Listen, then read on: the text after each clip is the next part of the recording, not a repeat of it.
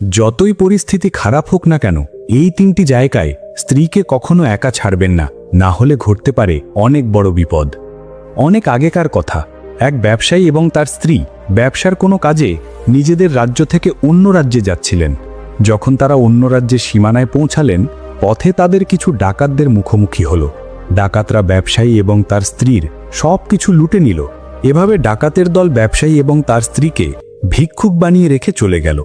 ডাকাতরা তো চলে গেল, কিন্তু ব্যবসায়ী ও তার স্ত্রী একেবারে নিঃস্ব হয়ে দুশ্চিন্তায় পড়ে গেলেন। ভাবতে লাগলেন, এখন কি করব? অচেনা শহর, অচেনা মানুষ। এমন পরিস্থিতিতে তাদের অবস্থা খারাপ হয়ে গেল, কারণ অচেনা শহরে অর্থই সবকিছু। ব্যবসায়ী তার স্ত্রীকে নিয়ে অপরিচিত শহরের দিকে এগিয়ে যেতে লাগলেন। তাদের মনে চিন্তা হচ্ছিল যে এখন ব্যবসা করবে কিভাবে। এই চিন্তায় তিনি হাঁটছিলেন। এমন সময় তারা শহরের বাইরে একজন সাধুর কুটির দেখতে পেলেন। ব্যবসায়ী তার স্ত্রীকে নিয়ে কুটিরের দিকে হেঁটে গেলেন। কুটিরে পৌঁছানোর পর তিনি দেখতে পেলেন এক সাধু মহারাজ একটি গাছের নিচে বসে তার শিষ্যদের উপদেশ দিচ্ছেন। ব্যবসায়ী ভাবলেন, কেননা আমার সমস্যাটাই সাধু মহারাজকে বলি, হয়তো তিনি আমার সমস্যার সমাধান করে দেবেন। এই ভেবে ব্যবসায়ী সেই সাধুর কাছে গিয়ে বিনয়ের সুরে তার সমস্যার কথা জানালেন। তিনি বললেন, মহারাজ, যদি আপনি আমার স্ত্রীকে কারো কাছে বন্ধক রেখে আমার জন্য কিছু অর্থ জোগাড় করতে পারেন, তাহলে আমি চিরকৃতজ্ঞ থাকব। ব্যবসায়ীর কথা শুনে সাধু মহারাজের তার প্রতি করুণা বোধ হল।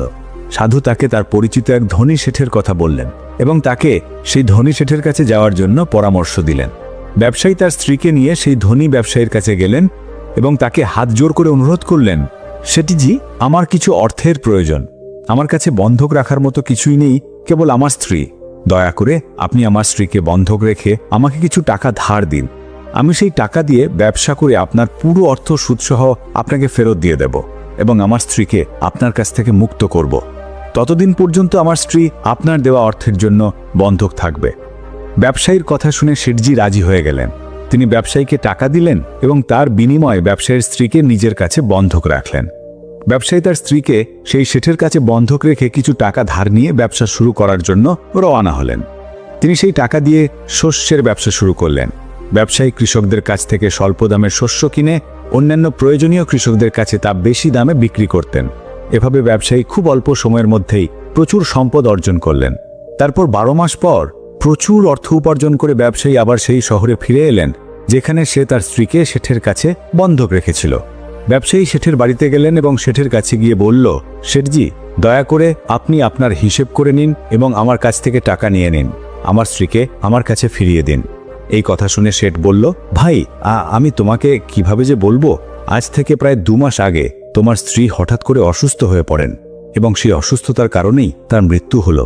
আমি তোমার স্ত্রীকে অনেক চিকিৎসা করিয়েছি, সেরা বৈদ্যদের দেখিয়েছি, কিন্তু তবুও তোমার স্ত্রীকে বাঁচাতে পারিনি। শেঠের কাছ থেকে এমন কথা শুনে ব্যবসায়ী খুব দুঃখ পেলেন। কিছুক্ষণ শোক করার পর নিজেকে সামলে নিয়ে ধৈর্য ধরে ব্যবসায়ী শেঠকে বললেন, শেঠজি, যা হবার ছিল তা তো হয়েই গিয়েছে। হয়তো এটাই আমার ভাগ্যে লেখা ছিল।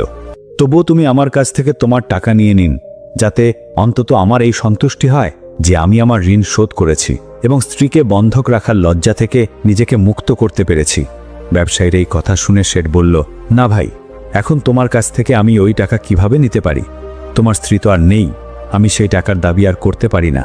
যখন আমি তোমার আমানতই তোমাকে ফিরিয়ে দিতে পারছি না, তখন তোমার কাছ থেকে ঋণ ফেরত নেওয়ার আমার কোনো অধিকার নেই। ব্যবসায়ী বারবার অনুরোধ করলেন শেঠজিকে তার টাকা ফেরত নেওয়ার জন্য, কিন্তু শেঠজি রাজি হলেন না। অবশেষে হতাশ মন নিয়ে ব্যবসায়ী সেখান থেকে চলে এলেন এবং পথে হাঁটতে হাঁটতে তিনি আবার সেই স্থানে পৌঁছে গেলেন যেখানে সে প্রথমবার সেই সাধু মহারাজের সঙ্গে দেখা হয়েছিল। যথারীতিভাবেই সাধু মহারাজ একটি গাছের নিচে বসে তার শিষ্যদের কাছে ধর্ম উপদেশ দিচ্ছিলেন। ব্যবসায়ীও তার মনের শান্তির জন্য সেখানে গিয়ে বসে সাধু মহারাজের উপদেশ শুনতে লাগলেন। সাধু মহারাজ যখন ব্যবসায়ীকে দেখলেন, তখন তিনি তাকে চিনতে পারলেন এবং তার অবস্থা সম্পর্কে জিজ্ঞাসা করলেন। ব্যবসায়ী পুরো ঘটনাটি সাধু মহারাজকে খুলে বললেন। সেই সাধু ছিলেন একজন সিদ্ধ মহাত্মা। ব্যবসায়ীর কথা শুনে সাধু মহাত্মা বললেন, ভাই, তোমার সাথে শেঠ বিশ্বাসঘাতকতা করেছে। তোমার স্ত্রী অবশ্যই বেঁচে আছেন। তোমার স্ত্রীকে হয়তো সে তার বাড়িতে লুকিয়ে রেখেছে অথবা তার পরিচিত কারো সাথে দূরবর্তী স্থানে পাঠিয়ে দিয়েছে। এখন তুমি একটা কাজ করো, তুমি এখানকার রাজার কাছে যাও এবং রাজার দরবারে গিয়ে প্রার্থনা করো যে, মহারাজ, দয়া করে আপনি আমার স্ত্রীকে শেঠের কাছ থেকে ফিরিয়ে দিন, কারণ এই নগরের রাজা একজন অত্যন্ত বুদ্ধিমান এবং ন্যায়ের পক্ষে। মহারাজ অবশ্যই সেই শেঠের ওপর চাপ দিয়ে তোমার স্ত্রীকে ফিরিয়ে দেবেন। তোমার বিচার তার দরবারেই হবে। সাধুর এমন কথা শুনে তখন ব্যবসায়ী সাহস পেলেন এবং তিনি সাধু মহারাজের পরামর্শ মেনে রাজার দরবারে গেলেন। সেখানে গিয়ে রাজার কাছে অনুরোধ করল, মহারাজ দয়া করে শেঠের কাছ থেকে আমার স্ত্রীকে ফিরিয়ে দিন।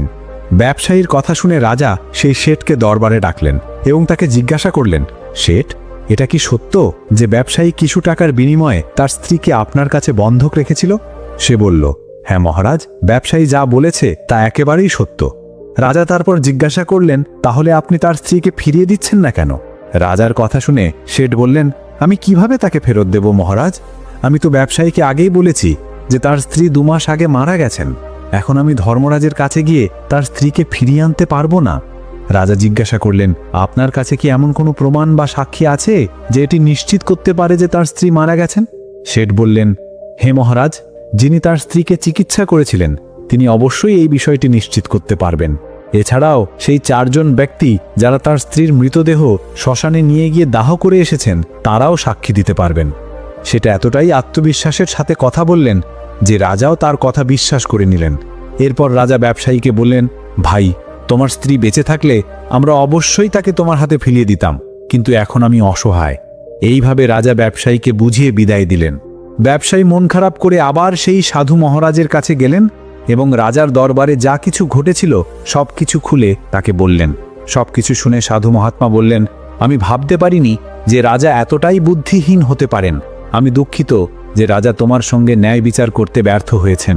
তিনি শুধু শেঠের কথা বিশ্বাস করেছেন এবং তোমাকে বুঝিয়ে ফেরত পাঠিয়ে দিয়েছেন। এখন তুমি আমার কথা শোনো আর আবার রাজার কাছে যাও এবং তাকে গিয়ে বলো যে আমাকে মাত্র 3 ঘন্টার জন্য তার সিংহাসনে বসার অধিকার দিন। তারপর আমি রাজাকে দেখিয়ে দেব যে ন্যায় বিচার কিভাবে করা হয় এবং ন্যায়ের প্রকৃত অর্থ কী। সাধু মহারাজের পরামর্শ শুনে ব্যবসায়ী আবার রাজার দরবারে গেলেন এবং সঠিকভাবে কথাগুলি রাজাকে জানালেন। রাজা ব্যবসায়ীর কাছ থেকে এই কথা শুনে বললেন, 3 ঘন্টার জন্য আমার সিংহাসন ছেড়ে দিতে আমার কোনো আপত্তি নেই। যদি তা করলে তুমি ন্যায় বিচার পাও তাহলে আমি 3 ঘন্টার জন্য আমার সিংহাসন ছেড়ে দেব।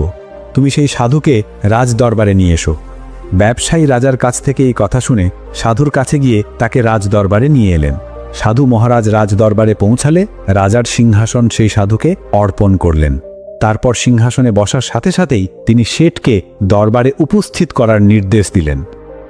দরবারে উপস্থিত হলে সাধু মহারাজ বললেন, শেঠজি, আপনি বলেছিলেন যে এই ব্যবসায়ী স্ত্রী 2 মাস আগে আপনার সাথে থাকাকালীন মারা গেছেন, আর আপনি এও বলেছেন যে তার স্ত্রীর মৃত্যুর সাক্ষীও আছে।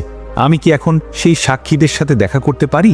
তারপর রাজা হিসেবে দায়িত্ব পালনরত সাধু মহারাজের আদেশে শেঠের সাক্ষীদের দরবারে হাজির করা হলো। প্রথমেই চিকিৎসককে আনা হলো, যিনি ব্যবসায়ী স্ত্রীর চিকিৎসা করেছিলেন। সাধু মহারাজ চিকিৎসকের দিকে তাকিয়ে জিজ্ঞেস করলেন, কেন ভাই, আপনি কি এই ব্যবসায়ী স্ত্রীর চিকিৎসা করেছিলেন? চিকিৎসক মাথা নিচু করে উত্তর দিলেন, হ্যাঁ মহারাজ, আমি ব্যবসায়ী স্ত্রীর চিকিৎসা করেছিলাম।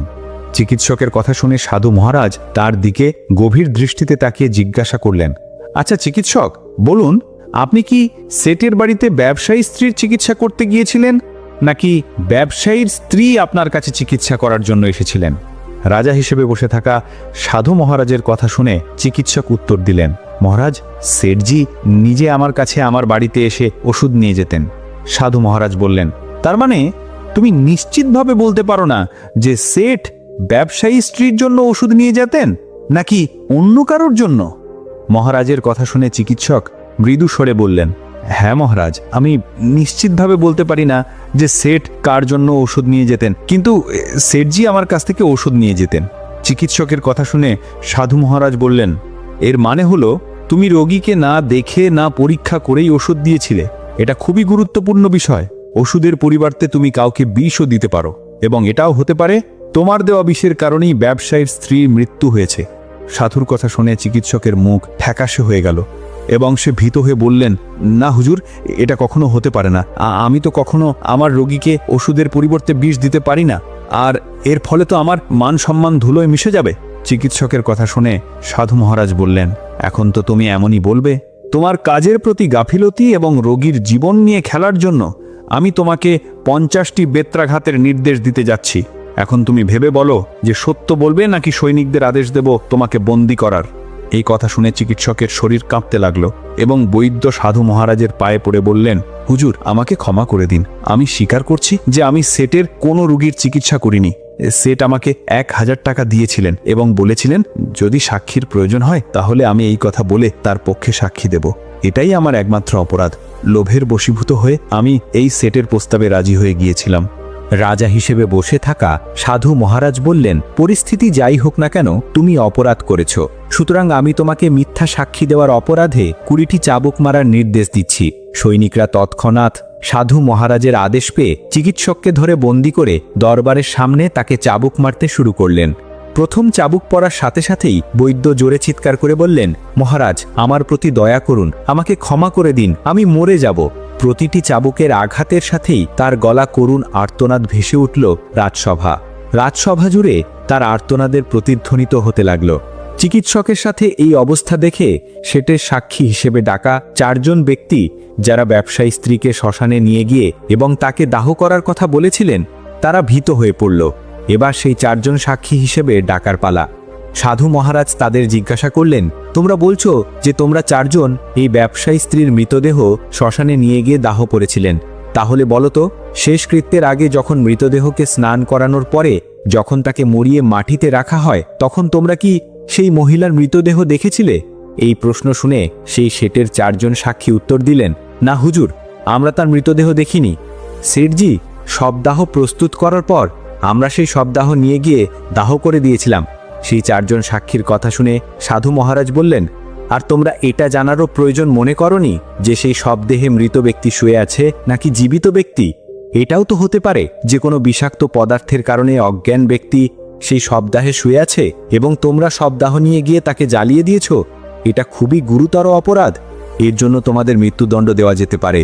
চিকিৎসকের উপর মারধর দেখে ওই 4 জন সাক্ষীরা প্রথমেই ভয়ে আতঙ্কিত ছিল, আর সাধু মহারাজের মুখ থেকে মৃত্যুদণ্ডের কথা শুনে মনে হলো যেন তাদের হাত পা ঠান্ডা হয়ে গেল।